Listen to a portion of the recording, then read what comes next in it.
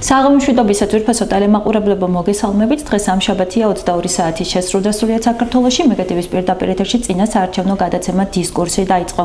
მე ამავე გადაცემის წამყვანი ვარ ნანა თეოდორაძე და დღეს გადაცემის სტუმარს წარმოგიდგენთ. გახარია საქართველოსის ქუთაისის მერობის კანდიდატი ბატონი პაატა ზაქარიაშვილი გვეწვია, რომელსაც მადლობას გადავხდი პირველ რიგში რომ მონაწილეობს გადაცემაში და მის წინ პასუხისმგებლობასაც იაზრებს, რომ ჩვენი პლატფორმის მეშვეობით ესაუბროს აუდიტორიას. მოგესალმებით ბატონო პაატა, როგორ ხართ? მოგესალმებით, დიდი მადლობა მოწვევისთვის, ჩემთვის პატივია თქვენს ეთერში, თქვენი ეთერის საშუალებით ქუთაისს ველაპარაკო და ამიტომ კარგად ვარ. ძალიან კარგი, მიხარია, იმიტომ რომ რაც არ უნდა დაძაბული გარემო იყოს, ალბათ პოზიტივი და კარგი ემოციები გვეხმარება იმაში, რომ თავი დავიცვათ და დავიცვათ ასევე გარშემო მყოფები. პოლიტიკურად ძალიან დაძაბული, ხმაურიანი და არასასიამოვნო გარემო ქვეყანაში. ვიდრე უშუალოდ მოგვახსენებთ თქვენს პოზიციებს და აზრებს გავიგებთ, რატომ გადაწყვეტეთ იყოთ ქუთაისის მერი. თან სამი კანდიდატი მონაწილეობთ, ეს არ ვიცი როგორ ხედავთ ამ თემას, როგორი არის ქვეყანაში არსებული პოლიტიკური ვითარება და როგორ მოქმედებს ის ნებისმიერ ადამიანზე. მართლა დაძაბული ვითარებაა, სიმართლე გითხრათ, ქუთაისში ის არის გზნობა როგორც თბილისში. თბილისში მართლა ძალიან ტემპერატურა აწეულია, სულ არაჯანსაღი ტემპერატურაა. აქ ადამიანურად ამოვისუნთქე, იმიტომ რომ ოპონენტებით და დაძაბულობას პირობითად ადამიანურ დონეზეა და არ ცილდება არანაირ წითელ ხაზებს და თავაზიანობას და კეთილგანწყობას. აღტაცებული ვარ პირდაპირ, როცა ქუჩაში დავდივართ ბევრს და ხვდებით ქუთაისს, რომელიც აშკარა ჩანს, რომ არაპირებს ხმა მოქცეს, ძალიან კეთილგანწყობი, ძალიან ზდილობიანად, ისე გეტყვის უარსო გონია რომ შენ ამოჭებელია. ეს ალბათ მიუთითებს იმას, კიდევ ერთი დასტურია, რომ ქუთაისი ჭეშმარიტად ევროპული ქალაქია. კი, ნამდვილად გათხრები და ესეთი უნდა იყოს და ამიტომ ყველაფერი გავაკეთოთ, რომ ქუთაისი მართლა გახდეს ნამდვილად ნიმუში ევროპული ქალაქისა მთელ საქართველოსათვის. ამიტომ ნამდვილად სუბუქად გძნობ თავისუფლად გძნობ თავს და არანაირი დისკომფორტი არ მაქვს ადამიანთან ვიწყებ ლაპარაკს. ვინც არ უნდა იყოს ის და რომელ პარტიას არ წარმოადგენს, რა პოზიციას არ წარმოადგენს, წინასწარ ვიცი უკვე განწყობა მაქვს ესეთი, რომ ეს არ გადაიზრდება რაღაც ადამიანებს შორის მიუღებელ რაღაც ურთიერთობებს. რა თბილისში სამწუხაროდ საუბედუროდ ეს თითქმის ჩვეულებრივი ამბავია, თითქმის ძალიან ტემპერატურა მაღალია და ღმერთო დაიფაროს ქუთაისი, რომ ამ დონეზე ავიდეს დაძაბულობა და დარწმუნება არც მოხდება არასდროს, იმიტომ რომ მე 12 წელს ვიყრიდი წყალტუბოში კენს, მთელი 4 თვე ვიყავი რეგიონში, თბილისში არც კი ჩავსულა მაისიდან მოყოლებული და ბუნებრივია ქუთაისში რეგულარულად ვიყავი, აქ იყო ცენტრი და მამტო კარგად უკვე ბზად ვიყავი, ცოდი სად მოვდიოდი და ხა წყალტუბო მაინც კიდევ უფრო შვიდი ქალაქია, მაგრამ ქუთაისი უკვე ვიცოდი და ამიტომ ეს დამიბრუნდა ეს სიმშვიდის განცდა, რომ თუნდაც პოლიტიკად შეიძლება განახორციელო შვიდ გარემოში. ანუ გენოსტალგიურებოდათ ქუთაისური სიმშვიდე და ამ შემთხვევაში არჩევნებიც მოკლედ არ იყო. მივიღე ნამდვილად და აშკარა ჩავს, რომ ქუთაისი თავისავს არ ღალატობს და თავაზიანობა და ღირსება ყოველთვის უფრო მაღლა ვიდრე ნებისმიერი დაძაბულობა და გაუმარჯოს ქუთაისს ამიტომ. ბატონო პაატა, შემოთავაზება როცა მიიღეთ, რომ შეიძლება ყოფილიყავით და იყოთ ქუთაისის პოტენციური მერი ბრძანდებით, როგორ შეეკებეთ? ანუ ბევრი ფიქრეთ, ანუ რა გადაწყვეტეთ? აი დამიჯერეთ, აი თქვენც შემოთავაზებინათ. აი 19 აგვისტოს მოხდა ეს ფერისვალების დღეს რაბთო დამამახსოვრდა თარიღი. აი რომ დაერეკა თქვენთვის და ეთქვათ რომ აი უნდა ამადან პარტიას უნდა თქვენი თან ძლიერ ღონიერ პარტიას, ანუ გავლენიან პარტიას, ანგარიშგასაწევ პარტიას, არა ხა 12 პარტია ჩამოწერილი და ღმერთს მოწვის რა არის, ხო ქაღალდზე არსებობენ და არსებულ რეალურ პარტიას აი რა რეაქცია გექნებოდა და აი ესეთ რეაქცია მქონდა მე ზუსტად ეხლა თქვენ გეკითხებით ანუ შოკის ნაზავი რაღაცა მოულოდნელობა ნუ ქვია რა მოხდა არანაირი წინასწარი არ გასვლები არ კონტაქტები არანაირი არაფერი არ იყო უცებ ტელეფონით არ ვთქვით ნამდვილად და ამერიკას მითხრეს რომ აი გახარია საქართველოსთვის პარტიის წარმომადგენლებს თქვა შეხვედრა უნდათ დაახლოებით წარმოადგენა მქონდა მაინც მე მუდმივად ვიცავ არჩევნების კონცეფციას ადგილობრივის განსაკუთრებით მთელი ცხოვრებასია მიმაჩნია ადგილობრივი ყველაზე უფრო დემოკრატიულ ფორმატ ადგილზე ხალხთანა ყველაზე ახლოს მისული დემოკრატია პარლამენტის დემოკრატიული უნდა იყოს სამწუხაროდ არ არის საქართველოში ესე მაგრამ პარლამენტის პოლიტიკურია სახელმწიფოს ინტერესებზე საგარეო პოლიტიკაზე და იქ ბევრი სხვადასხვა ისეთი ამბებია რომელიც პირდაპირ ადამიანს არ ეხება და ადგილობრივი ყოველთვის ეხება მხოლოდ ადგილზე ცხოვრებ ადამიანს ამიტომ მე ყოველთვის მთელი ჩემი ცხოვრება მიმაჩნია რომ ადგილობრივი არჩევნები უფრო დემოკრატიულია უფრო კარგად გამოგხსნი ადამიანს რა არის დემოკრატია და უფრო კარგად დააჯერებ რატომ და მისეს მე ხმა საპარლამენტო არჩევნებში მიიღოს მონაწილეობა თუ საპრეზიდენტო ჩვენ აღარ არის არჩევნები პრეზიდენტის რომ აქედან იწყება დემოკრატია და ამიტომ ვიფიქრე რა კი ხშირად გამოვდივარ უნდა ალბათ აინტერესებთ გახარია საქართველოს პარტიაში ჩემი პოზიციები რომელიც არ ვამბობ საჯარო სიტყვაზე ტელევიზიით და აი ამ დაახლოებით ამ ხალხა წარმოდგენა მქონდა და უცებ მივდივარ და საკმაოდ ესეთი კორექტული რაღაც შემოულებითი გზით მითხრეს რომ ჩვენ ძალიან გვინდა რომ თქვენ არ გითხრათ თუ არის და დათანხმდეთ ქუთაისში მერობას ნუ პირდაპირ თავიდან არ მქონდა პასუხიც კი იმიტომ რომ ხურობა არ იყო ნამდვილად აშკარად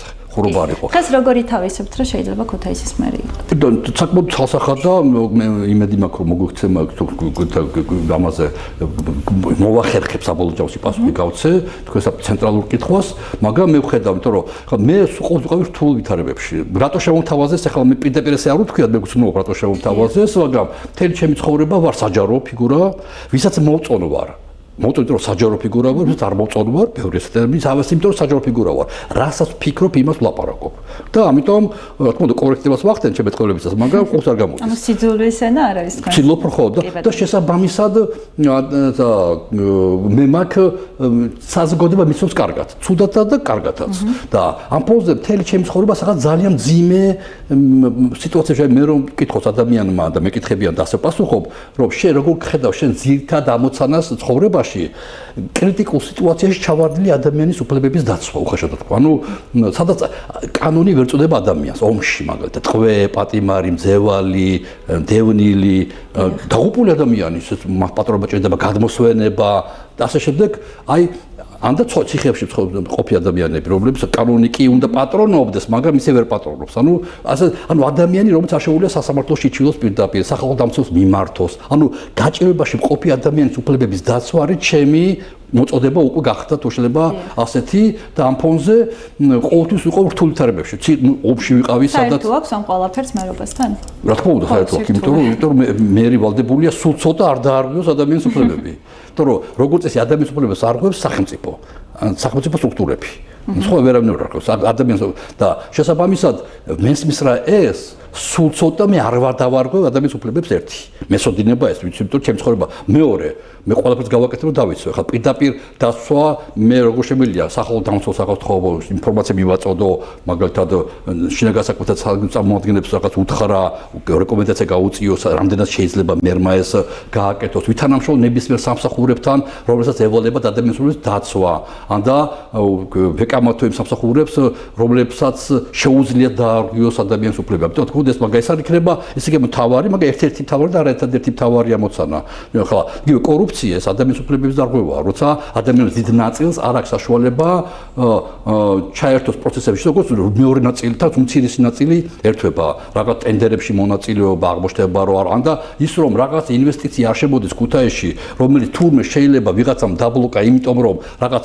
ატკატები არსებობს ანუ აქ ხშირად მესმის ეს ტერმინი ჯერ არ შემიძლია მტკიცებულო მოვიტანო მაგრამ აშკარად ჩანს როცა ყველა მხრიდან ქართული ოცნებიდანაც კი ახლა ბევრი მეგობარი ყავს იქაც ახლა წყალტუბოში ვიყრიდი კენჭს ეს შემთხვევით არ არის ანუ წყალტუბოში იყო დიდი გუნდი რომელიც ქართულ ოცნებას მოყვებოდით ხო კოალიცია ქართულობას მნიშვნელოვანი ნაწილი დარჩა ქართულ ოცნებაში ასევე არ მეკონიშნული გამოვიდა როგორც მე გამოვედი წამოვით ხო ორივე მხარესთან ძალიან ახლო მჭიდრო ურთიერთობები მაქვს არაფერი პრობლემა არა მათ ზოგი ქუთაისში ცხოვრობს ზოგი წყალტუბოშია ჩამოვიდეს ქუთაისში და ისე შეხვდეს რომ არც კი დამირეკოს ანუ უამრავი კავშირები და არხები არსებობს და ამიტომ მათთან მაქვს ძალიან სერიოზული ურთიერთობები ყველა მათგანი ჩემი ძვირფასი მეგობარი ერთად ვიბრძოდით ნაციონალურ მოძრაობის დროს 12 წელს შესაბამისად იციან ვინა ვარ მე იციან რომ მე არ გავცემ ინფორმაციას ასე შემდეგ და ძალიან გულახდელი საუბრებია ამიტომ თვით ქართული ოცნების მომხრეებიც კი რომლებიც არიან იქ მაგრამ ხედავენ გარკვეულ ხარვეზებს თქვათ ასე თუმცა არა ისინიც კი მემენდობიან და მიყვებიან რაღაც სერიოზულ ინფორმაციას მაწვდიან და ყველგან ჟურნალს რა თქმა უნდა ინფორმაცია კორუფციაზე ამიტომ ის რომ რაღაც ინვესტიცია არ შემოდის იმიტომ რომ მას დახვდა გზად ატკატი და უარი თქვა და გავიდა არა ეს მოიხსნება მთელი ჩემი ცხოვრება ვებრძვი კორუფციას. დიახ, ბატონო პაატა, რეგულარულ რეჟიმში ხვდებით ქუთაისელ მოქალაქეებს. წინასაარჩევნო გარემო თქვით, რომ სხვა დედაქალაქი იყო საბერძნეთ, ძალიან მშვიდი არის ამ მხრივ ქუთაისში. როგორი არის ქუთაისელი მოქალაქეების ძირითადი სურვილები, რა შემდგომარეობს? სამშობლოვანი კითხვაა, და სამთავარი კითხვაა, ესე იგი საბოლოო ჯამში ვიწყებთ ქვემოდან და მართლაც ადამიანს უჭერს ბინაში, თავის ეზოში იქნება თუ ქუჩაზე და მე ზემოთ ავდივართ პირამიდასავით და ზემოთ გროვდება ის თემები, რაც ყველა ქუთაისელისთვის საერთოა. დიდარია თუ ღარიბია, ამა თუ სოციალური ფერის წარმომადგენელი, იმ პარტიისა თუ ამ პარტიისა. არის რამოდენიმე ცენტრალური თემები, მაგრამ დავიწყოთ თავიდან, ხო? და დავიწყოთ ინდივიდუალურით და ავიდათ. ხო, ინდივიდუალური და ბევრი არის გამჭოლი თემა, მაგალითად კანალიზაციის პრობლემა. ყველა ამას ამბობს. კანალიზაციის პრობლემა ეხება როგორც კონკრეტულ ადამიანს, ისე მთელ ქალაქს ეხება. ტრანსპორტის პრობლემა. ამადამ ქუჩაზე არ მოდის მანქანა, ავტობუსი უნდა მოდიოდეს, ადრე მოდიოდა, არ მოდიოდა, ასე შემდეგ. ანუ მუდმივად ყველა ჩივის რომ ტრანსპორტი ხელმისაწვდომი არ არის. ძალიან ცუდად მუშაობს, ამორტიზირებულია ტრანსპორტი. ანუ ეს კანალიზაცია როგორც მე დავადგინე, ერთ-ერთი ცენტრალური თემა. ტრანს მეკითხები მე, აი ამ თემები და თქო ჩამოთვალეთ. რომელია მშოვენ და უცებ დაგარტყავენ კანალიზაცია, ეთქობა მართლა ძალიან რთული თემა. მეორე თემა როგორც წესი მაინც არის ტრანსპორტი. აი მესამე თემა, რომელიც უკვე კონკრეტულ ადამიანამდე არ ჩადის, მაგრამ რო კითხავ ხო რა თქმა უნდა, ეს არის ნაგავსაყრელი. აღმოჩნდება რომ თითქოს არ ახსოვს, აბა ჩამომითავრე პრობლემები და ნაგავსაყრელი არ მოხდება, მაგრამ რა თქმა უნდა, ნაგავსაყრელი ძალიან მნიშვნელოვანია. ამიტომ ერთ-ერთი ყველაზე იოლად მოგვარებადი და ეს იქნება აი ჩემი ტესტი ჩემზე, რომ მე თუ როგორც მერი რო ვიქნები, ვერ მოვახერხე ნაგავსაყრელის გატანა. ეს იქნება აი უსიცხვილესი ამბავი. აი მე ყველაფერს გავაკეთე, აი თავს მოვიკლავ, შეიძლება ასე თქოს, ზუსტად მეცოდინება რა უნდა გავაკეთო და თუ ვერ გავაკეთე გამორიცხული, აი ვერ წარმოვიდგინე როგორ ვერ უნდა გაიტანო ნაგავსაყრელი, მაგრამ თუ ვერ გავიტანე ზუსტად მეცოდინება რა მოხდა და რა სისულელია ამხელა ქალაქიდან ვერ გაიტანო ნაგავსაყრელი. უამრავი ფირმები არსებობს მარტო ევროპაში, ისეთი ჩემი თვალით დაგნა ახლა ავსტრიაში ნამყოფიო შიგნაგქვია ნარჩენ გადაბავშვებულ ქარხნებში, აი ისეთი რომ ცხოვრება მოგინდება, იქ ისე სისუფთავია და ისეთ პრიალებს ყველაფერი და გალაპლაპებს ყველაფერი და ეს არსებობს კომპანიები რომ ამას აშენებს ამაში ფულს იღებს. აი, როგორ უნდა რა ღმერთი უნდა გაგვიჭირდეს ისეთი ქუთაისლებს და ქუთაის რომ თანხები ვერ მოვიძიოთ შიდა და გარე, რომ თუ იმერეთის მასშტაბით სადმე მეტნაკლებად მისაღებ ადგილზე ასეთი არა ნაგავსაყრელი კი არ გადავიტანოთ ერთი ადგილიდან მეორე ადგილზე. არამედ გავაუქმოთ საერთოდ იმერეთში და შეიძლება დასავლსაყრელო იმერეთში გარანტირებულად და შევქმნათ მისაღები ყველასთვის აბსოლუტურად სუფთა, როგორც ევროპაში არის, ამისთვის ღირს ნებისმიერი თანხის გადახდა. ანუ ეს ყველაზე იოლად შესრულებადია. ტრანსპორტის მე მგონი რომ შესაძლებელია ერთ წელიწადში ჩამოგიყალიბდეს ხედვა. პოლიტიკაში თავარი რა არის, ჩვენ ხშირად გაგვიგია ამის ნება არ არსებობს და მართალია ეს. აი ნება იქნება 100%-ზე მეტი. ყველაფერი გაკეთება იმისთვის რომ რაღაც განხორციელდეს. ანუ მე ყოველთვის ამ როცა მინისტრი ვიყავ ამას ვაუწყობ აფხაზებზე ლაპარაკობდი და ოსებზე, რომ ყველაფერს ვაკეთებ იმისათვის, რასაც თქვა დიახ და არ ვეძებ მიზეზებს, რათა თქვა არა. როგორც ეს ქართველი ჩინონიკების აბსოლუტურ უმრავლესობა 99% ეძებს მიზეზს, გითხრას არა. ეს არ გამოვა. იქ წერია, აქ წერია, მაგალითად რომელიღაც დანგრეული სახლი, რომელიღაც უზატვიცი კულტურის სახლი მოედანზე, ხო? ეს ხო ეკონომიკის სამინისტროს ბალანსია. უკაცრავა, დიდი ბოდიში, რას ნიშნავს და აქ უნდა დაინგრეს? აბა ეკონომიკის სამინისტრო ჩავალ მათთან და ვეთქვი, ქუთაისში მაგ სახლი, რომელიც თქვენ ბალანსია და ინგრევა და უნიკალური არქიტექტურული ძეგლი არის. მითხარი პასუხი, რას უპირებ მას? თუ შენ ერთ წელიწადში ვერ მემაგვარებ ამ სახლის თემას, მე ყველაფერს გავაკეთებ, რათა ჩამოგართვა სტატუსი და გადმოვიტანო ჩემზე. ანუ არ იქნება მიზეზი, რის გამოც მე რაღაცას არ გავაკეთებ. ძალიან მნიშვნელოვანია. კეთილინება უხვად იქნება კეთილინება. კარგი, ანუ დაპირებებს შორის, რომელსაც ალბათ იტყვით და ქუთაისელ მოქალაქეებს და თქვენს პოტენციურ ამორჩეულს მიმართავთ, ნაგავსაყრელის თემა და პრობლემის მოგვარება ერთ-ერთი პირველია. ყველაზე იოლია. ამიტომ პირველი არა მნიშვნელობით, რაც ჩამოჩება კანალიზაცია ყველაზე უფრო მნიშვნელოვანია. მაგრამ კანალიზაცია ყველაზე უფრო რთულია. ინვესტორი უნდა იპოვო და მთელი ქალაქი უნდა თხარო. არა? ეს ძალიან სერიოზული მოვლენაა. ამიტომ ჩვენ ეხლა უნდა დავიწყოთ, როცა გავხდები მერი კანალიზაციაზე საუბარი, მაგრამ ვიდრე ფინალზე გავალთ, ამ ფინალში ვიდრე კანალიზაცია შეიძლება ყველაზე ადრე დავიწყოთ მუშაობა, მაგრამ ყველაზე გვიან დავამთავროთ. სამაგოდ ამ პერიოდში უნდა მოვაგვარო როგორ ტრანსპორტი, ისე მაგალითად ეს ნაგავსაყრელი, ამაზე ალაპარაკი, თორე ის კი არა რომ ჯერ ნაგავსაყრელი, მერე ტრანსპორტი და მერე კანალიზაცია, არა. ჯერ კანალიზაცია, მაგრამ მას დრო ჭირდება ამასობაში ტრანსპორტი და ამასობაში ნაგვასაყრელი. კი, და კიდე ამასობაში რა შეიძლება გაკეთდეს იმისათვის, რომ ქალაქში მცხოვრები ადამიანების და ალბათ თქვენც შეამჩნევდით, რომ სიმშვიდე ესე თავისით არ არის ქუთაისში ეს გამოწვეულია შიდა მიგრაციით და ჩვენს ირგვლივ ნებისმიერი ადამიანი ფიქრობს, რომ დატოვა საქართველო. კი, ამ პრობლემის მოგვარების ამიტომ ეს არის ცენტრალური ალბათ ყველაფერს ამას აერთიანებს ერთი თემა და მას ქვია კორუფცია. ჩემი აზრით. ანუ, როცა შედიხარ ბინაში, წარმოვიდგინოთ, შედიხარ ბინაში და აბაზანი და წყალი იღურება, ჩემი საყვარელი სახეა და ხშირად ვამბობ ამას. არა, შენ იატაკის წვედას კი არ იწყებ წლისგან. არ უნდა საკეთებ, მიდიხარ და ონკანს კეტავ. თუ ონკანი გახეთქილია და არ მუშაობს, ყველაფერს აკეთებ, რო წყალი როგორმე გააჩერო. და შემდეგ იწყებ წყლის მოსუფთავებას. თუ ჩვენ კორუფცია არ გავაჩერეთ, თუ ეს ონკანი არ ჩავკეტეთ, არა, არაფერი არ ეშველება არაფერს იმასაც ჩამოთვალდე კიდე სხვა უამრავი სხვა თემები. ამიტომ პირველივე ნაბიჯები იქნება, რათა ყველა მიგრძნოს, რომ კორუფცია ჩემთან არ გავა. და იმ გუნდთან მე მარტო რას გავკეთებული ვარ იმ გუნდთან, ჩემს ზურგს უკან არის ერთი ძლიერი ღონერი პარტია გახარია საქართველოს და მეორე ლელო, რომელიც მხარში უდგას და თანამშრომლობს ერთმანეთთან თანამშრომლობენ მოკლედ. ამიტომ ორი ძლიერი პარტია, რომელმაც გადალახა ბარიერი საპარლამენტო და შევიდა. სულ 4 ოპოზიციო პარტია ქართულოცნება გამოვრიცხოთ, წამყვანი პარტია, მმართველი პარტია, 4 პარტია. 2 არის ნაციონალური მოძრაობის კონტექსტში, ეს არის საკუთარი ნაციონალური მოძრაობა და ახლები. და ისინი ბოიკოტში არიან, ეს მათი უფლებაა და 2 პარტია, რომელიც არჩევნებში მონაწილეობს. ანუ გაიყო ნახევარი. ესე არ არის უმრავლესობა ბოიკოტის მოხრეა და უმცირესობა არა, ესე არა. 2 პარტია არ მონაწილეობს, 2 პარტია მონაწილეობს. ორივე პარტია ჩემს ზურგს უკან დგას. ანუ მე არა ვარ მარტო ერთი მე, თუმცა უნდა ხაზგასმული ვცხოვროთ, მე არა ვარ არც ერთი პარტიის წევრი, ნუ ხა ამ შემთხვევაში გახარია საქართველოსთვის პარტიის წევრი არა ვარ. მე ვარ უპარტიო, არ ყოფილა ახლოსაც კი არ ჩამიულიათ უშლებას ეთქვას ამ პარტიასთან, ამიტომ უღრმესი მადლობა, რომ ასე მენდნენ და ასე ეს რა პლუსი შეიძლება იყოს მე ეს უდიდეს პლუსი შეიძლება იმიტომ რომ მე თამამად შეიძლება გავუსწორდე პარტიულ ნომენკლატურას და პარტიულ კორუფციას ეს გაფორმებები ეს უამრავი ქუთაისის ბიუჯეტი არის 180 მილიონი ლარი აი ღრმად ვარ დარწმუნებული ყველა ქალაქში ამ წუთში ჩემს პრობლემა არ არის ჩემ პრობლემა ქუთაისი ღრმად ვარ დარწმუნებული რომ სულ ცოტა 30 მილიონი ჰაერში იფანტებ. ანუ აკუმულირებულია პარტიულ ინტერესებზე, ქართული ოცნების პარტიულ ინტერესებზე. ჩემი უპირატესობა არის 2 ამ შემთხვევაში. ერთი რომ პარტიის წევრი არ ვარ, მეორე რომ ჩემი პარტია არ არის, უმრავლესობაში. შესაბამისად, თამამად შეიძლება შეუტიო ნებისმიერ პარტიულ ნომენკლატურას მთელ ქალაქში და იმედია რეგიონში და ქუთაისი გახდება სანიმუში. ეს არის ძალიან სერიოზული უპირატესობა.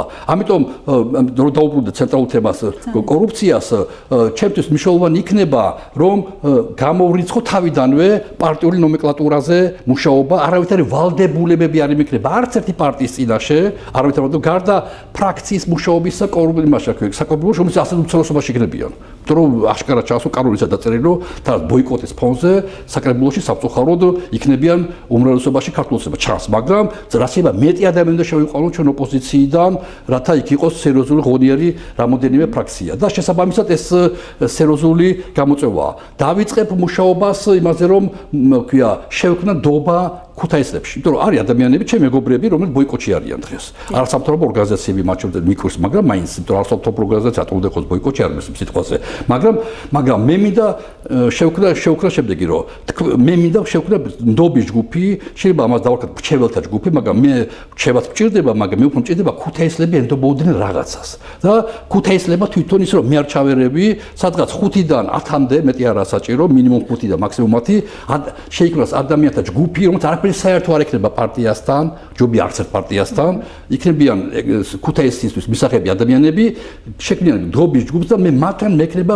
როგორც საზოგადოებასთან ქალაქთან მექნება ყოველთვის ღია საჯარო ურთიერთობები მაგრამ არის საკითხები რომელიც დეტალებს მოითხოვს საექსპერტო განხილვას მოითხოვს რომ მინდა რომ ნდობის ჯგუფმა იცოდეს რას ვაკეთებ და რატო ვაკეთებ და ეს მესამე მომენტი საერთაშორისო ორგანიზაციები არის ძალიან ბევრი ორგანიზაცია რომელიც დაინტერესებულია რეგიონალური ქალაქების განვითარებაში მაგალითად მთელი ევროპა 60-იან წლებში მეორე მსოფლიო ომის შემდეგ წალეკა დეპრესიულმა ქალაქებმა ქალაქები იცლებოდა რითაც თქვენ ეს კითხვა დაიწყეთ ქალაქები იცლებოდა და მართლა საშინელ დიდი მსხვილი ინდუსტრიული ქალაქები ბერმინგემი მაგალითად ბრიტანეთში უამრავ საფრანგეთში გერმანიაში დაიცალა იცლებოდა და 60-იან წლებში და 90-იან წლებში დაიწყო ქალაქების ფუნქციების აღორძინება. და დღეს ეს ქალაქები არის სულ სხვა ფუნქციის მატარებლები არიან. ჩვენი ამოცანა ქუთაისს შევუქმნათ ახალი ფუნქცია, იმიტომ რომ ქუთაისი შუა საუკუნეებიდან მოყოლებული და ახლა არ ვიტყვი დედაქალაქი და ასე შემდეგ, დავით აღმაშენებელი და ასე შემდეგ, რუსეთის იმპერიაში გუბერნიის ცენტრი იყო, რუსეთმა გაგვიუქმა სახელმწიფოებრივი და ორი გუბერნია შექმნა საქართველოს ტერიტორიაზე. ყოველთვის ქუთაისს რაღაც ფუნქცია ჰქონდა მისთვის უნიკალურად დამახასიათებელი. დღეს ფუნქცია აქვს ბათუმს, იმიტომ რომ ზღვა აქვს. ფუნქცია აქვს ფოთს, იმიტომ რომ ზღვა აქვს. რუსთავს ფუნქცია აქვს, იმიტომ რომ ზღვა აქვს, ზღვას ქვია თბილისი. ანუ სულ რაღაცა ამ ქალაქებისთვის ბუნებრივად დამახასიათებელი ფენომენი არსებობს, რითაც ესენი არსებობენ. ყველას ქალაქები ზრდება რაოდენობრივად. ანუ ქუთაისს უნდა შევძინოთ ჩვენ დამატებითი სერიოზული, იმასა ქვია, გეოგრაფიული და ფუნქციონალური, ეს უნდა იყოს მაგალითად სიტყვაზე ტურიზმი, რაც უკვე ჩაწერილია, კარგად წავიკითხეთ დეტალებში, ისა ქვია, გენერალური გეგმა 21 წელს მიღებულია და ხელი არ გაუძლებია, ქართულ ოცნება თვითონ მიიღო და ხელი და საინტერესო მომენტები არის იქა, მაგრამ მთელი გეგმა მიმართულია ტურიზმზე. მშვენიერია, ძალიან კარგია, მაგრამ მარტო ტურიზმი საკმარისი არაა. მეორე უნდა იყოს და შეიძლება პირველი იყოს, მაგალითად სოფლის მეურნეობის ჩემი ასე. აბა შეიძლება დობის ჯგუფთან და საკრებულომ და სხვაებმა გადამაფიქრებინო და თქვა რომ ხوار გააფრინე, მაგრამ მე მოვდივარ აი ამ ხედვებით, რომ ქუთაისი უნდა გახდეს საქართველოს თქვათ ასე, ქვია, სოფლის, ანუ აგრარული დედაქალაქი. არა ის რომ მან და მაინც მიწაზე ვიმუშოთ, არამედ რათა ინდუსტრია მაგალითად რამე სატრაქტორო ქარხანა იყო ქუთაისში. რატო არ შეიძლება რომელიმე სოფლიო დონის ბრენდი, რომელიც არ იქნება ატკატი, არ იქნება და არ დახვდება და კორუფცია არ დახვდება, უთხრათ რომ აგერ ტერიტორია, აგერ ყველაფერი და მომეცი რომელიმე პატარა მცირე დიდი ზომის ტრაქტორის წარმოების საშუალება. და ქუთაისი აწარმოებდეს აი ამ უნიკალურ ტრაქტორის ნიმუშს და ყიდიდეს მთელ სოფლიოში. რატომაც არა. და სხვა კიდე რაღაცა, მე მინდა რომ მე წარმოდგენა მაქვს, რომ ქუთაისი შეიძლება გახდეს აგრარული ინდუსტრიის, ტექნიკის და ამ კატეგორიის რაღაცა ინსტრუმენტების წარმოების. და ეს ავტომატურად გამოიწვევს უმუშევრობის პრობლემის. ავტომატურად თუ არ გამოიწვევს, არ თქონდეს. ხომ მივიღოთ შესაბამისი. ბატონო? ანუ განათლებაც ხომ და გქონდეს შესაბამისი. ამაზე არ გამოდის ძალიან კარგი. მან უკვე ნათქვამი მაქვს და დიდი სიამოვნებით გავაგრძელებ. ქუთაისში ახლა ხშირად ლაპარაკობენ თბილისში ზურაბ-ჟვანიან და მოყოლები ყოველს მას უსმენდი. ზურაბ-ჟვანიანს წარმოდგენი ქონდა რომ ქუთაისი უნდა ყოფილიყო უმაღლესი განათლებების ქალაქი. ნუ არ გამოვიდა რაღაც ფორმებით, მაინც ჩემი აზრით, კაი ვარიანტია და შეიძლება ესე იყოს, მაგრამ უფრო მეტად ჩემი აზრით ქუთაისი უნდა იყოს აი ტექნიკური რაღაც ქვია განათლების პროფესიების შემძენი კოლეჯების ქალაქი. ანუ აქ უნდა მრავალპროფილიანი რაღაცა უნდა იყოს რაღაც ინსტიტუტები, რომელიც ადამიანებს მთელ საქართველოსა და არა მარტო საქართველოსა, შეიძლება ინგლისურ ენაზეც იყოს სწავლება, ჩამოვლენ და ისწავლიან მაღალი კლასის პროფესიებს შეისწავლიან, რაც არის და ეს უნდა იყოს ერთწლიანი კურსები, მაქსიმუმ 2 წლიანი კურსები, სადაც ადამიანები გაივლიან პროფესიულ ამ მიმართულებით. თუ ქალაქი გახდება და აქ წავიდეთ, რომ თუ მართლა თავი პრობლემა კორუფციაა და ატკატია, ეს ყველაზე იული მოსაგვარებელია. 6 თვეში მოსაგვარებელია დამერწმუნდეთ. ციხეები როცა სააკაშვილი იყო იუსტიციის მინისტრი, მე შემაგდო ციხეებში. აი შევრნაძე ციხეებში შემაგდო მაშინ სააკაშვილმა საგებია შინაგან საქმეთა სამინისტროსთან არსებული ციხეებში. ჩვენ შევპირდით საქართველოს რომ 2 წელიწადში საქართველოს გავათავისუფლებით ციხეებს კორუფციისაგან. ჩვენ ლოზუნგი რა იყო? თუ ციხეებში დავამარცხეთ კორუფცია, თელ საქართველოში დავამარცხეთ კორუფცია. ეს იყო ჩვენი ლოზუნგი. 6 თვეში დავამარცხეთ. იმიტომ რომ ისე ჩავჭერით ეს ხაზები. საქართველოში მაინც დარჩა, ხო? არა, აღდგარი კორუფცია.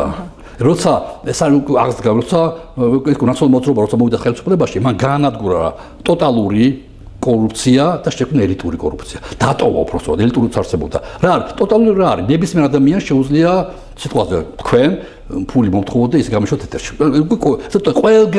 ყველგან კორუფცია იყო, პოლიცია, თვითმმართველობა. ანუ სადაც კი ადამიანს შეეძლო თავისი საქმიანობა განეხორციელებინა ვიღაცისთვის ფული მოეთხოვა, ის ყველგან აკეთებდა ფულს. ამას ქვია ტოტალური კორუფცია. რა გააკეთა სააკაშვილმა? მან გაანადგურა და შექმნა ილუზია რომ კორუფცია მოსპო და აქცია ელიტური. რა არის ელიტური კორუფცია? გინდა კორუფციაში იყო ლოიალობა მე.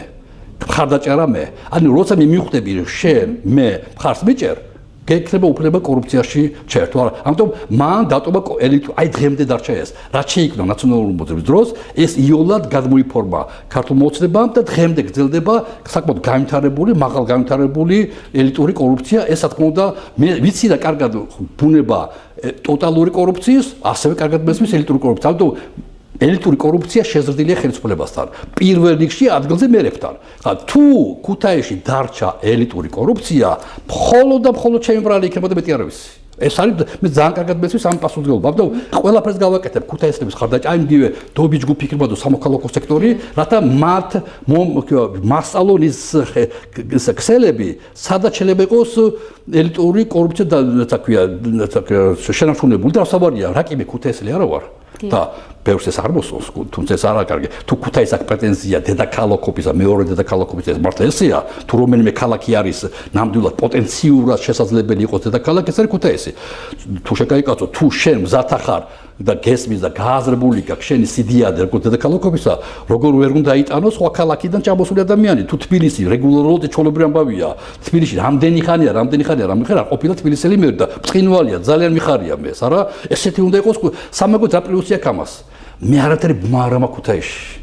არანაირი კლანური სარამაკა ქვია, ბმები. ვერავინ ვერ მეტყვის, ახლა ჩვენი კაცი მოდის მერად და ყველაფერი კარგად იქნება. გამორიცხული, არ არსებობს ასეთი არც ერთი ოჯახი. ნათესავი არ აქვს ქუთაისში. ვიღაცა შეიძლება თქვა რა სამაყოვესაო და ამ წუთში ეს სამაყო შეიძლება არა, რამდენად არის კარგი პირობები. ამიტომ თამამად შემიძლია განვახორციელო ნებისმიერი ტყივნეული ვიღაცა ოჯახებისათვის, მაგრამ არ ხალხისათვის და მინჩევნია სადღაც 20, 30, 40 ოჯახი გავანაწყენო, მაგრამ ათასობით ქუთაისელის გული მოვიგო და ამ ეკეთება თავისუფლად შეიძლება 2-3 წელიწადში. ბატონო ბაადა, ჩვენ გვესმის რომ არჩევნებში უნდა მივიღოთ მონაწილეობა, მაგრამ საზოგადოების ძალიან დიდ ნაწილში არის რაღაცა ნიჰილისტური დამოკიდებულება, რომ რაც არ უნდა მიიღონ არჩევნებში მონაწილეობა, მაინც არაფერი შეიცვლება და ის პარტია გაიმარჯვებს, რომელიც ბედით უკვე გადაწყვეტილია. ხო, იმ მსგავსი ტიპის შეგრძნებებს თუ გადაეყრებით ხოლმე მოქალაქეებთან შეხვედრის დროს. რამდენად უცნაური არ იყოს, იმდენად რა რამდენად ველოდი.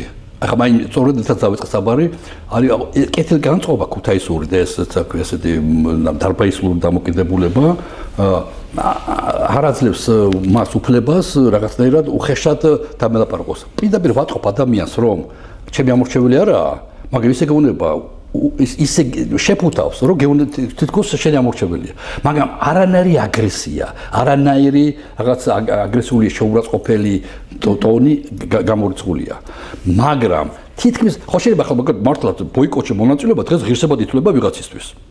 და თქვას რა თქვენი არჩევნები ერთი ხართ ქორწილსებასა და მე მივდივარ, მე არ მივდივარ არჩევნებზე ბოიკოტს უცხადებ. 4-5 დღეა ყოველ დღე დავდივარ დღეში სულ ცოტა 50-60 ადამიანს ხვდები ასე პირისპირ. არც ერთ ადამიანს გონი ერთი იყო მარტო. თქვენ ერთნი ხართო ივან შუტან ერთადო და არ მივდივარ არჩევნებზე ესე თქვა. ერთი კაცი იყო იჟდაც ჩამოხედე ჩოსკერ. ანუ არ მინახია არც ერთი ადამიანი, რომელიც იტყვის რომ მე არჩევნებზე არ მივდივარ. შეიძლება არ მიდის. არჩევნებზე მექვია, ხო, ყველა ამბობს არჩევნებზე მივდივარ. არანაირ ამბობს. ხო შეიძლება არ მივდიოდეს, მაგრამ შეიძლება იტყუებოდეს კიდევაც, მაგრამ რა უშლის ხელსო თქვას, ხო არის ხო ბოიკოტშია სიტყვაზე. ბოიკოტში ყოფნა დღეს ნიშნავს სიძლიერეს და ღონეს და რაღაც უპირატესობას. არავითარ უპირატესობას არ არის. ეს ანტისახელმწიფოებრივი ქცევა ჩემი აზრით. მაგრამ მას უმიაჩნია სხვანაირად, როგორც მე ვთვლი, ასე ის თulis ისე მე მას მისი უფლებაა ეს, როგორც ადამიანის უფლება დამცველი მე ჩემს აბსოლუტურად უზენაეს ჭეშმარიტება, რომ ყოველ ადამიანს აქვს უფლება ისეთი, როგორც მაქვს მე. მე თუ ვთვლი, რომ არჩევნებში მონაწილეობა აუცილებელია, იმას ისურვებს, რომ ამ წუთში აუცილებელი არაა. გაუმარჯოს მას. მაგრამ არ მინახია ესეთი და ყველა ადამიანი ამბობს, რომ მე მივდივარ არჩევნებზე. ვისაც ქვია, აი ბატონო გაზეთს ვაძლევთ, გაითვალისწინეთ გახარეს საქართველოს პოზიციები. ხო, იცით რა, მე შეიძლება გახარეს ხარ ვიცი. მშვენიერია. ანუ გამოაშკარა, მაგრამ ის რომ არჩევნებზე მიდის, ცალსახავკაფიო და თავმა შემიძლია გითხრათ, რომ არ არის ესე ცალსახად გამოკვეთილი, რომ მანდამაც ქართულსებას აძლევს ხმას. საქმე ისაა, რომ ქუთაისში დავაფიქსირე, რა თბილისში ასე არ ჩანს. თბილისში უფრო თავხედური და უტიფარი სიტუაცია ამ მიმართულებით, რომ ქვია ადამიანებს ზოგიერთ რცხვენია თუ აფიქსირებს თუ ქართულოსნების მოხრია. რაღაც ანუ როგორც დუმანის ხალხი, ვისაც არ მოსწონს ხელისუფლება და როგორც ჩანს არ მისცემს ხმას, მაგრამ ეხა პირდაპირ ვერ ამბობს რა იცი სად ამოუვარდება ეს ყველაფერი და ასე შევჩუმოთ წერ რაღაცები, ამიტომ არ გენდობა მაინც ელაპარაკები ქუჩაში. არა, ზუსტად ასე არის ქართულოსნების ამორჩეველიც. ის არ არის თამამად არ გეუბნება რომ ქართულოსნები. ანუ ქართული ოცნების ამორჩევლობა არ ითვლება ღირსებად. ეს ითვლება რაღაც სამარცხინო ამბავად, მაგრამ სხვა გზა არ აქვს. შემწეობა არ აქვს, ის არის აქვია, ღარიბია რაღაცა და ჩამოკიდებულია ამართულებით. ამიტომ კაფიო თამამად შეიძლება თქვა მე რომ ნამდვილად არსებობს რაღაც გარკვეული ესეთი განწყობა, რომ ცვლილებები საჭიროა. მე თუ დავსვდები და დიდხანს მაქვს საშუალება ვილაპარაკო, ყოველთვის უხსნი რომ შანსები იზრდება, რატო? იმიტომ რომ ქართულს იმდენიც არ ეყო, თქვათ ასე ჭკუა, რომ შეეცვალა მერობის კანდიდატია სხვა დაეყენებინა. დღევანდელი მერობის კანდიდატი 6 წელია პრაქტიკულად მართავს ქალაქს თუ გინდ მოვალების შემსრულების ფონზე. ამიტომ ეს არის შეტყობინება ქუთაისლებისთვის, რომ ქუთაისლებო არაფერი შეიცვლება. თუ ხმას გასჭრელში განიხილავთ თქვენ ამ საკითხს? თუ თქვენ ხმას აძლევთ ქართული ოცნების კანდიდატს, არაფერი შეიცვლება, თორემ თუ რამე გამკეთებელი იყო, აქამდე გააკეთებდა. ამიტომ ჩვენ უკმაყოფილო ხო, რამდენი ნახეთწფერი შეხდება საქართველოს მთლიანად, რამდენი ადამიანი დააჭრეს თავი პირობითად, ხო?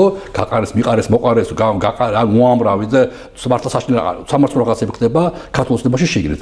რა პრობლემა იყო, რომ სუბუქად კარგად გაესტუმრებინათ ეს დღევანდელი კანდიდატი პენსიაზე სადმე სხვაგან გადაეყვანა და ახალი დაენიშნა და ახალს ეს თქვა რომ რაღაცები აი კობახიძე აძლევს თავს უფლებას ილაპარაკოს საკმაოდ კვახეთ ღარიბაშვილის პერიოდზე ვარა ხედავთ იმას ლილუაშვილის პერიოდზე გომელაურის პერიოდზე რაღაცები თვითონ ქექავენ და ასე შემდეგ არა ახალი მერი მოვიდოდა და იტყოდა იყო პრობლემები ქუთაისში ვერ გაუმკლავდა ჩემი წინამორბედი ამიტომ მე ამას გავაკეთებ ამას შეექმნა ილუზია მაინც ქუთაისლებისთვის რომ რაღაცა ცვლილებები იქნება. ჭკუა არ იყო ქართულს რომ ეს გაეკეთებინა. დატოვა ძველი კანდიდატი. ეს იმას ნიშნავს რომ ქუთაისლებო არაფერი გეშველებათ. და ამ დროს მოდივარ მე, რომელიც ცნობილი ვარ 30 წელია ქართულ საზოგადოების წინაშე ვარ, არადოს არ დავუღლილი ვარ თუ შეიძლება ასე ითქვას. მე თვითონ მიკვირს და დაისვენე რა შვილიშვილს მიხედე რა ყველგან მიძვრები. ანუ აშკარად გძნობ რომ არის შანსები მეორე ქალაქში, ქვეყნის მეორე ქალაქში რაღაცა გამოასწორო. ანუ გააკეთო ყველაფერი და ქუთაისლებმა დარწმუნდნენ რომ რაღაცას აკეთებ ნამდვილად და გარანტირებულად და გენდობა ამიტომ მე რასაც გავაკეთებ ყველაფერი გამჭვირვალე იქნება არცეთ კითხვაზე არ იქნება კაცი კითხვა არ დარჩება უპასუხოთ ამიტომ ამ ფონზე ჩემ შემთხვევაში ერთიურად იზრდება ცვლილებების შანსები ამიტომ რა თქმა უნდა მე მგონი რომ მე მაგ იმედი და მე ამიტომ ზათავარ ჯერა რომ ქუთაისში შეიძლება წარმატების მიღწევა. ბატონო პაატა, ქართული ოცნების მერობის კანდიდატი ახსენეთ ბატონი დავით ერმეიშვილი დღეს სოციალური ქსელი არის ძალიან კარგი პლატფორმა რომ ციდან გავუსვლათ, გავიგეთ ხოლმე რა ხდება ირგვლივ თქვენს აქტივობებს გადავავლეთ თვალი და აღნიშნავდით რომ თქვენს საარჩევნო პლაკატებს გადააკრეს. კი, როგორ შეაფასებთ ამას? ხოლმე უკუღმართი ფორმა ცითრა ადრე ასე არ მივაქცევდი ყურადღებას რომ არა ისაც ხდება თბილისში იგივე სამწუხაროდ ისევ თბილისში როცა პლაკატზე წარწერა არ იქნება და ადამიანთ გოგონები ორი ქალბატონი ქვია ციხეში წავიდა მის გამო ეს როგორ ანუ როცა ასე სასტიკად დევნიან ქართული ოცნების პლაკატის განფუჭებელებს ჩემს პლაკატზე გადაკრული კანდიდატის სურათი ეს რა არის რა საკავს ესა თუმცა ადრეც მოსულა და არ არის კარგი ამბავი ეს უნდა განიხილოს საარჩევნო კომისიამ ადგილზე პოლიციამ უნდა გაითვალისწინოს მაგრამ მე არა ვარ არც ციხეებისა და დაჟდების მოხრე მე ვარ მოხრე იმისა რომ ეს არ ხდებოდეს ელემენტარულად და მითითება იყოს მაგრამ როცა თბილისში რაღაცები ხდება და ახლა ელენე ხოშტარია დააპატიმრეს მანანდის გოგონა სამწუხაროდ გვარი არ მახსოვს დააპატიმრეს არა ამ ფონზე უცნაურია ქართულს ყველაფერი აპატიოს და იქ ახალგაზრდა ქალბატონებს ქვია ციხე მუქრებოდეს ეს რომელ სახელმწიფოში ხდება ასეთი ამორალური ქცევები ჩამოაყალიბა სტანდარტი მაშინ ყველგან ერთადერთი სტანდარტი იყოს ან ჩემთვის ყოველთვის მიუღებელია ასეთი ესა სიტყვის გამოხატვის თავისუფლება თუმცა მე პრობლემა არ მაქვს ჩემს პლაკატს გინდ ხები დაახატო ნუაშები მიაწეფოთ პრობლემა არანაირი ეს არის დამოკიდებულება პირადად ჩემთვის დემოკრატია ადამიანისათვის ეს არის სიტყვისა და გამოხატვის თავისუფლება და ჩემსაც უნდა მიახატო რაღაცა და ერმეიშვილი თუმცა მიახატონ რა პრობლემა არა მაგრამ ერთმანეთს როგორ ეს მოქალაქეს აქვს უფლება მისი მოქალაქეს უფლება აქვს საერთოდ მიაწეროს დედის გინებაც კი ჩემს პლაკატზე მაგრამ ეს მის წინამდე მუშაობს თუ ყველა პლაკატი ჩემი გაფუჭებული იქნება მაგრამ დარჩება ჩემი პლაკატად რა რაც არ უნდა ზედ იყოს შემო ჩემს სასაგმოდ მუშაობს ესე იგი ვიღაცა ზნედაცემული ადამიანი უზნეოდ იქცევა ამიტომ არ მეშინია გინებების და რაღაცეების მაგრამ როცა პარტია შენი ოპონენტი პარტია თანაც რას ამბობს რომ ჩვენ საქართველოში ვიგებთ კობახიძე ამბობს პრობლემები არ აქვს ყველგან ვიგებთ შეკაიკოს თუ ყველგან იგებ რისი გეშინია პლაკატის გეშინია აშკარად ჩანს რომ ეშინიათ ამიტომ გადაწებებები ეს მოქალაქეებმა კი არის იშოვეს სადღაც ერმეიშვილის პლაკატი და ჩუმად კი არ მიჭკა ჩამოკიდეს ეს თვითონ ქართულ ოცნებამ გააკეთა ყველაფერი ეს სანტიმეტრში მიაწეფეს ყველაფერი ამიტომ ეს ეს არის ამორალური და ამაზე ლაპარაკია საჭირო და სხვათა შორის ამან მოიწერა ტელევიზიაში ვართ და მე ვთვლი რომ მე თან მზათა ვარ ბატონ ერემეიშვილს სულ პრაქტიკულად ხარ მე მესამე კანდიდატიც არსებობს 11 ნომერიდან მაგრამ მზადა ვარ სამივე მერთად ან მარტო ერემეიშვილთან მაგრამ ერემეიშვილ წამყვანი იმიტომ ის არის მერი ხო და მოქმედი მერია ანუ ძალიან იოლია მასთან დებატებში ყოფნა ამიტომ მე მიმაჩნია რომ მე მოუწოდებ მას აგეთ თქვენთან ეთერში ვარ თქვენთან ეთერში დავსხდეთ და ჩავატაროთ დებატები თუ გინდა რამოდენიმე კი ჩვენც დავაფიქსირეთ რა თქმა უნდა და დავპატიჟეთ ჩვენს წინასაარჩევნო გადაცემაში იმედია კი ბატონო ეს ცალკე ეთილნებას გამოიჩენენ და აუცილებლად ცალკე ალბათ იმედია მოვა მაგრამ მე გულისხმობ დებატებს ანუ იმედს დავიტოვებ რომ გაიზიარებს ამ წილ პასუხისმგებლობას მასაც აქვს პლატფორმები ბატონ დავით ესაუბროს ამ მომრჩევას მაგრამ ფიქრობ როცა ქალაქში არსებობს ტელევიზია ან თუნდაც ტელევიზიები აუცილებლად უნდა დასწონ პატივი როგორც ხდება ხოლმე თბილისში და თბილისში არსებული ტელევიზიებისადმი პატივისცემა მათ უფრო პოულობენ ხოლმე დროს ეს ჩვენი ტკივილია ბოლო არჩევნებს თუ გადავხედავთ არ ვართ განებივრებულიო მართველი გუნდის წარმომადგენლები მონაწილეობდნენ გადაცემაში დებატებში ან თუნდაც მარტო მოგზავნდნენ ასე რომ იმედია გამოსწორდება ამ კუთხით დაუბრუნდეთ ისევ სოციალურ ქსელს ამბობთ რომ ვიქნები ისეთი მერი რომელიც იულის ქალაქის ქუჩებში ფერხითო ეს ყველაზე იოლია მე თბილისში დავდი მინისტრი ვიყავ და მე ვცხოვრობ მეტრო რუსთაველთან და ჩემი სამინისტრო იყო მეტრო თავისუფლების მოედანთან ამიტომ სულ ფეხი დავდიოდ სულ მარტო დღემდე დავდიოდ ფეხი მანქანა არ მყავს და მანქანის ტარება არ ვიცი და რა ცენტრში ვცხოვრობ სულ ფეხი დავდივარ და მართლა ესეა არ გატყუებთ თუნდაც ყველა მესეიცის და ამიტომ ქვია როცა გვიან სამსახურს ვაფთავრებდი მსხვილს უშვებდი სახში რატომ და მელოდოს აგერავარ ყურიძეში და მსხვილ რატომ და მელოდებოდეს თან ზუგშანთი დავდივარ ყოველთვის ამიტომ ზუგშანთას ვატავდი მსხვილ სახში და თავისუფლების მოედანი თუ წუმარი იყო რუსთაველამდე მივდიოდი ფეხით და ყველა რაღაცა ფიქრობდა რომ პოპულისტი ვიყავი და არ იყო პოპულისტი ჩემი ახლა რა ვქნა ახლა რომ ჩემი ცხოვრების წესიერი ფეხით ანუ გრმათ ვარ დარწმუნებული რომ არანაირი პირობა არ არსებობს და ვინმე გადამაფიქრებინოს რომ ქუთაისში ფეხით არ დავიარო გამორიცხულია დღეში დავდივარ მინიმუმ 6 კილომეტრს მაქსიმუმ 8-9 კილომეტრს და ასე რომ ჩემთვის ეს აბსოლუტურად და ნამდვილად ეს იქნება ამას ეს ისე რომ მე ამ ჩემთას ვერ უღალატებ ამის გამო და ეს გამორიცხულს არ იყოს კი მაგრამ რაღაც მერები და მაღალჩინოსნები ხო ასოცირდებიან ჯიპებთან ჩვენს ქვეყანაში მე ვარ ყოფილი მინისტრი რომელსაც ჰქონდა მიღების დღეები მინისტრ არ ჭირდება მიღების დღე მოადგილეები ყავს დეპარტამენტები სამმართველოები და როგორც ის დიდი მუშაობი მოქალაქეებთან ხო მე ისავე ერთადერთი მინისტრი ჩემამდეც და ჩემ შემდეგაც დღემდე აი მთელი ისტორიაში რომ ღებულობდი მოქალაქეებს კვირაში ერთი დღე მქონდა ხუთშაბათი დღე 4 შაბათი მთავრობის ყდობა იყო და ხუთშაბათი ანუ გამონაკლისი მინისტრი ვარ დარტყმული მინისტრი ვარ ამ მიმართულებით და მეორე მე ერთადერთი მინისტრი ვარ საქართველოში რომელსაც დავწერე ანგარიში ხედვა ანუ საქართველოს მოქალაქეების წინაშე დავწერე იმ ხალხის წინაშე იმის ხელფას მიხდიდა მე ვალდებული ვიყავ როგორც ევროპაში მიღებული სტანდარტია ჩინონიკი მიდის და წერს ანგარიშს დავწერე ანგარიში ინტერნეტში არის წიგნადაც გამოიცა აღარ არსებობს უკვე წიგნად დაბეჭდილი არა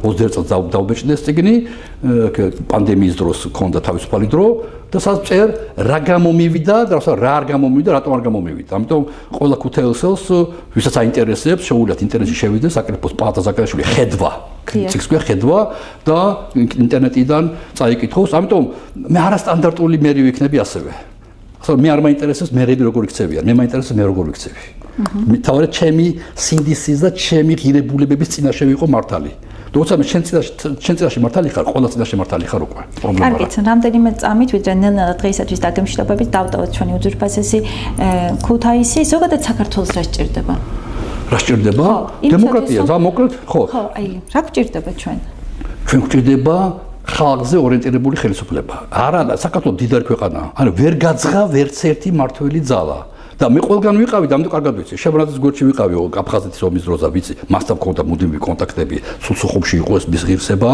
და მქონდა ურთიერთობები სააკაშვილის მეგობარი ვიყავი და მან ყველაზე რთულ ვითარებაში ყველაზე უფრო ძიმე სეგმენტზე დამსვა ციხეებში და გაუმართლე და ყოველს ამას ამბობდა ივანიშვილის მინისტრი ვიყავი საერთოდ ანუ ყველგან სადაც კი მაგ ნიშნები დემოკრატიისა და მეძახიან მე არასდროს მე არ მივდივარ რასაც როგორც ეხლა ამერიკას და თხოვეს მოსვლა ამ პარტიაში ამ თანამდებობაზე არა ასე ხდება ყველგან მეძახიან თავს მაჯერებენ მაჯერებენ. ხა შევრასაბდოური კი ჟვანიამ დამირეკა და მეგობრები ვიყავი და ჟვანიამ დავაჯერა რომ უნდა ყოფილიყავი მისი გუნდის გარშემო. არ შესულა ბოლომდე გუჩი ყოს რესპუბლიკურ პარტიის წევრი ვიყავი, დღეს არა ვარ, 16 წელს გამოვიდი რესპუბლიკურ პარტიიდან, მაგრამ ყოველთვის რესპუბლიკურ პარტიის კონტექსტზე გამომდინარე თანამშრომლობდი, ჟვანიამ თხოვა და პარლამენტში მუშაობდი, მე სააკაშვილმა მოთხოვა და ციკებში მუშაობდი, რივანიში მოთხოვა და ქვია მთავრობაში მუშაობდი. ანუ როცა თხოვენ თავს მაჯერებენ, მე მივდივარ უკვე და როდის სტავებთ?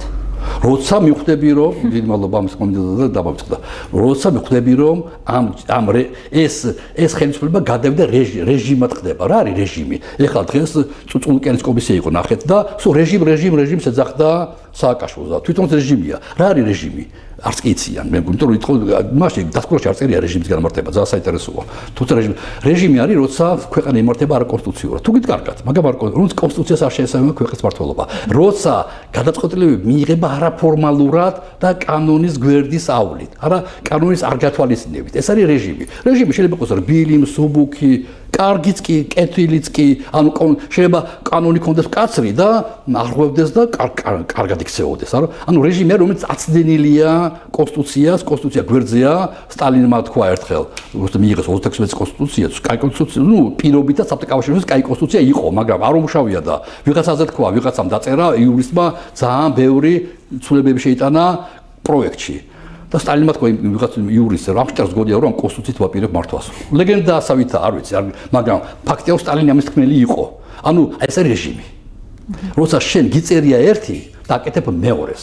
ასევე ამიტომ რეჟიმი არის დღევანდელი ქართული ოცნება, რეჟიმი იყო ნაციონალური მოძრაობა, რეჟიმი იყო მოქალაქეთა კავშირი. და შესაბამისად მე აი ამ სისტემა როგორც კი ხედავ რომ ძალაუფლება ღებულობს რეჟიმის ფორმას და ხელისუფლება ერგება პარტიულ ინტერესებს, ხელისუფლება ერგება პიროვნების ინტერესებს, სამშობლოში ივანიშვილის ინტერესებს, მაშინვე მე ხვდები ჩემი ბოდიში სხვაგან მოხვდი და კარგ მზანდებოდეთ და მე თვითონ მოვდივარ. ამიტომ მომიწა წამოსვლა როგორც მოქალაქეთა კავშირიდან და გადავდივარ ოპოზიციაში და ვებრძვის სახში კი არ მივდივარ.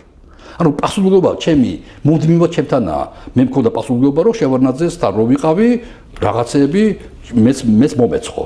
ასევე სააკაშვილთან ვიყავი, დავეხმარე, მეთად მოვედით ხელისუფლებაში, საკრებულოში ერთად წავედით ციხეებიდან, ის იყო საკრებულოს საჭიროა, აი რა მნიშვნელობა ადგილობრივ არჩევნებს. საკრებულოში გაიმარჯვა სააკაშვილმა და შემდეგ ტრამპლინად გამოიყენა, ამიტომ თქვენი კითხვა ხალხს არ ჯერა რომ ცვლილებები, შეიძლება ამიტომ დავასრულოთ თქვენება არის, რომ ცვლილებები შეიძლება არ მოაქვს ადგილობრივ არჩევნებს, მაგრამ ადგილობრივ არჩევნების ცვლილებებს ამზადებს. ტრამპლინია. ცვლილებები ყოველთვის მართლაც ხდება საპარლამენტო არჩევნების დროს, მაგრამ ადგილობრივი არჩევნები არ უნდა გაატარო.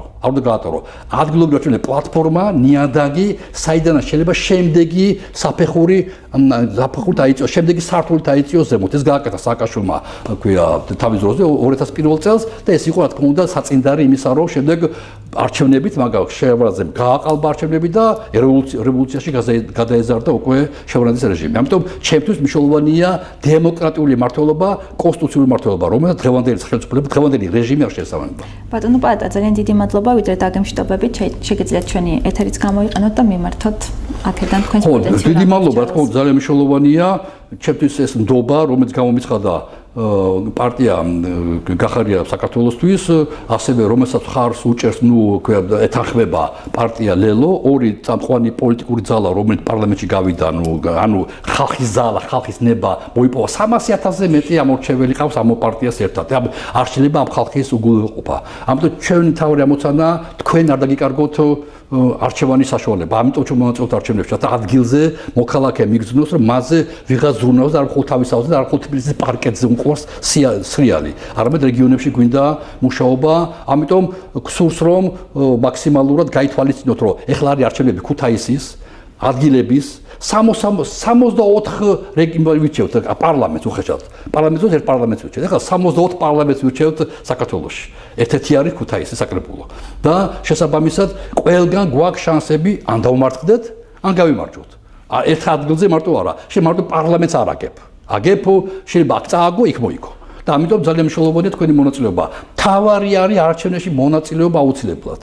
და რა თქმა უნდა, ჩემი აზრით, უნდა მისცეთ ხმა ცვლილებებს. და მე გთავაზობ, რა თქმა უნდა, შემოხაზოთ თუ გააფერადოთ 25 ნომერი, მაგრამ ესეც არა მთავარი. მთავარია ცვლილებებს მისცეთ ხმა, რომ ნახოთ, რომ რა ქვია, შანსები თქვენ ხელშია და მე მგონი ქუთაისლებს იმედი მაქვს, რომ ისინი ამ შანსებს ხელთან არ გაუშვით. რომ მე კითხვა, გვეშველება რამე? უკვე ცოტა არ იყოს, ცოტა სასაცილო იქნება. დიდი მადლობა რომ დრო დავით წარმატებებს გისურვებთ და დაგამშრალებით მორიგ საეთერო შეხვედრამდე. მადლობა რომ იყავით ჩემს სტუმარი. ძირფესო ტელემაყურებლობო დისკურსი დღეისათვის ამით დასრულებულია. ჩემი სტუმარი გახლდათ ბატონი პაატა ზაქარეიშვილი, გახარია საქართველოსთვის ქუთაისის მერობის კანდიდატი. მშვიდობიან ღამეს გისურვებთ. ერთმანეთს შევხვდებით პარასკევს 22 საათზე. გადმოერთეთ მეგაძე და დარჩით ჩვენთან ერთად დროებით.